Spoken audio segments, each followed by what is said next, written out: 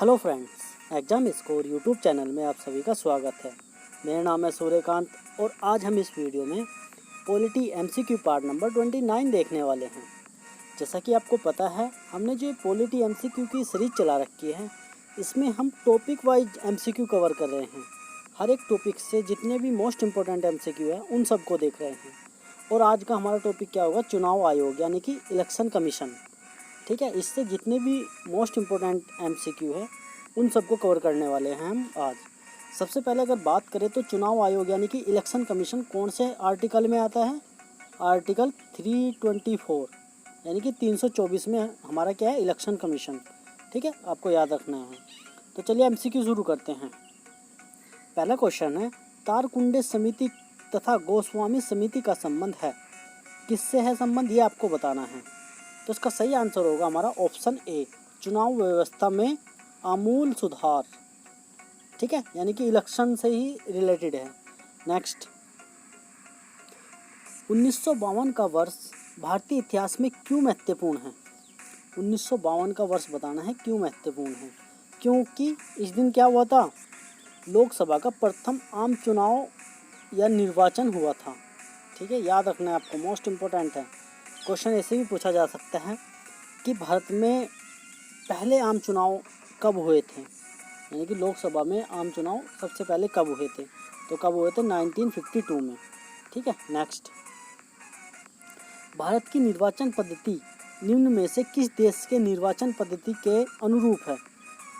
ठीक है, ये आपको बताना है किस देश के अनुरूप है। तो इसका ऑप्शन सी सही होगा, ब्रिटेन। जैसे कि आपको पता है, ब्रिटेन से भारत के संविधान में बहुत सारी चीज़ें ली गई हैं, उनमें से एक निर्वाचन पद्धति भी ब्रिटेन पर की निर्वाचन पद्धति के अनुरूप ही है। ठीक है, उसके जैसी ही है।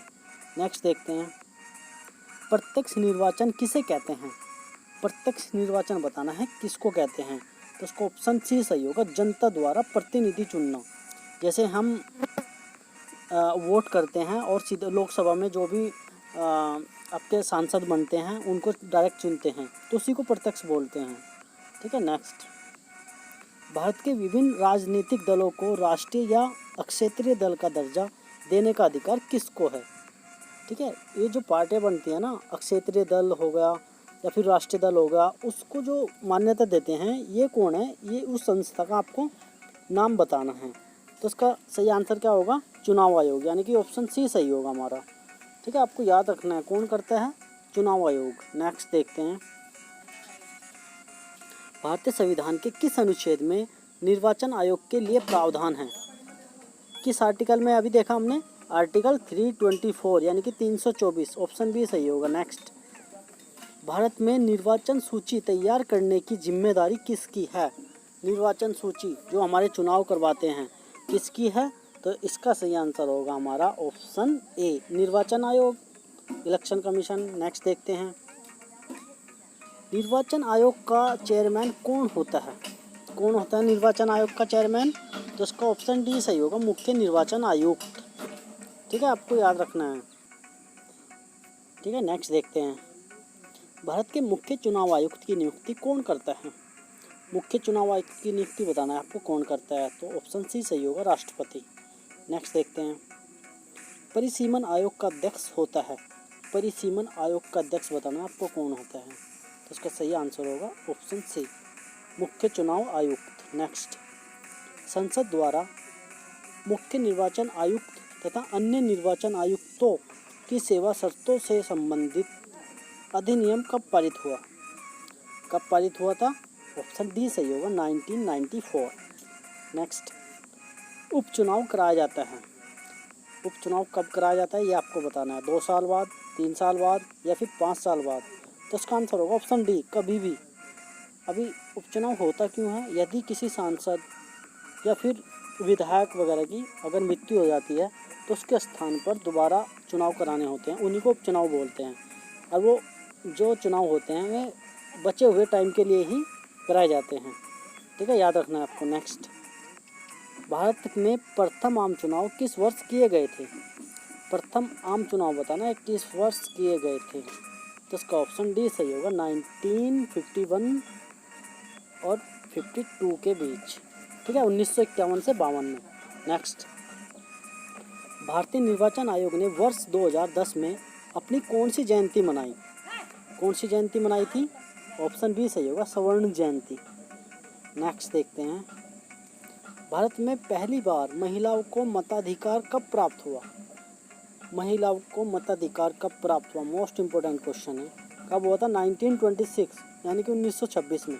नेक्स्ट, पार्लियामेंट द्वारा दिसंबर 1989 में निर्मित कानून के अनुसार एक नागरिक के वयस्क होने की कानूनी आयु है, मतलब कितने साल का आदमी या वयस्क वोट कर सकता है, ये आपको बताना है। तो उसका ऑप्शन डी सही होगा, 18 वर्ष। नेक्स्ट, भारत में मतदान की आयु सीमा को 21 वर्ष से घटाकर 18 वर्ष कब किया गया?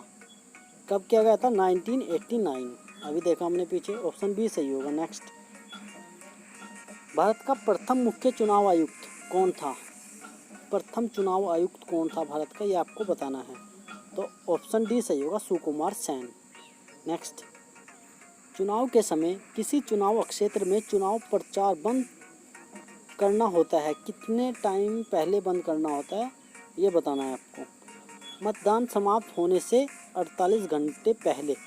नेक्स्ट, एक व्यक्ति क्या होगा? 2 से अधिक निर्वाचन क्षेत्रों से चुनाव नहीं लड़ सकता, यानी कि 2 ही क्षेत्रों से चुनाव लड़ सकता है। नेक्स्ट, किसी निर्वाचन के दौरान किसी राजनीतिक दल के उम्मीदवार की मृत्यु हो जाने की स्थिति में कितने दिनों के अंदर दूसरा प्रत्याशी खड़ा करना पड़ता है? कितने दिनों के अंदर करना पड़ता है? तो इसका ऑप्शन हमारा सही होगा सी, 7 दिनों के अंदर। नेक्स्ट, मुख्य निर्वाचन आयुक्त को प्रति माह कितना वेतन मिलता है? मुख्य चुनाव आयुक्त को बताना है कितना वेतन मिलता है। उसका ऑप्शन बी सही होगा, 2,50,000 पर मंथ। नेक्स्ट, अन्य निर्वाचन आयुक्त को प्रति माह कितना वेतन मिलता है? तो इसका आंसर होगा हमारा सही ए, 80,000। नेक्स्ट, मुख्य निर्वाचन आयुक्त की पदावधि होती है, मुख्य चुनाव आयुक्त की बतानी है पदावधि क्या होती है। तो उसका ऑप्शन ए सही होगा, 6 वर्ष पूरे हो या फिर 65 वर्ष की आयु पूरी कर चुका हो।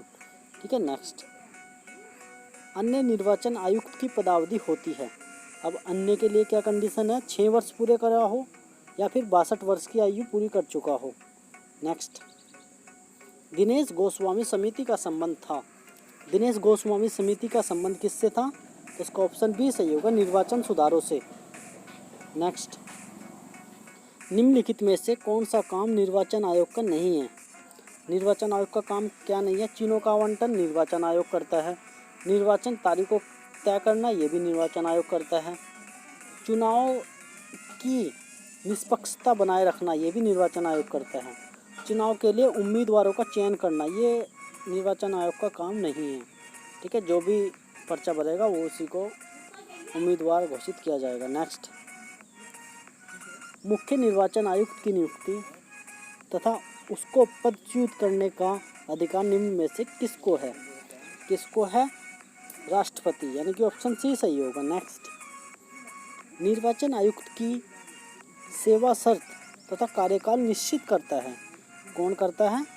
संविधान, ऑप्शन ए सही होगा। संविधान में इसका वर्णन है, उसके अकॉर्डिंग ही इसकी जो आपकी सेवा शर्त है तथा कार्यकाल को निश्चित किया जाता है। नेक्स्ट, लोकसभा अथवा विधानसभा के किसी चुनाव प्रत्याशी की जमानत राशि कब जब्त कर ली जाती है? कब कर ली जाती है? जब वह कुछ मतदान के 1/6 भी प्राप्त नहीं कर पाता है। ऑप्शन डी सही होगा, मतलब जितने वोट पड़े अगर उनका 1/6 भी नहीं कर पाता है तो उसकी जमानत जब्त कर ली जाती है। नेक्स्ट, ईवीएम का प्रयोग भारतीय चुनाव में कब से प्रारंभ हुआ? ईवीएम का प्रयोग कब से प्रारंभ हुआ? तो इसका सही आंसर होगा ऑप्शन सी, 1998 से। नेक्स्ट, निर्वाचन आयोग का चेयरमैन कौन होता है? कौन होता है निर्वाचन आयोग का चेयरमैन? मुख्य निर्वाचन आयुक्त। नेक्स्ट देखते हैं, परिसीमन आयोग का अध्यक्ष होता है। कौन होता है परिसीमन आयोग का अध्यक्ष? मुख्य चुनाव आयुक्त, यानी कि ऑप्शन सी सही होगा। तो यहाँ पे क्वेश्चन ख़त्म होते हैं। आई होप आपको अच्छा लगा होगा। Thank you for watching. जय हिंद।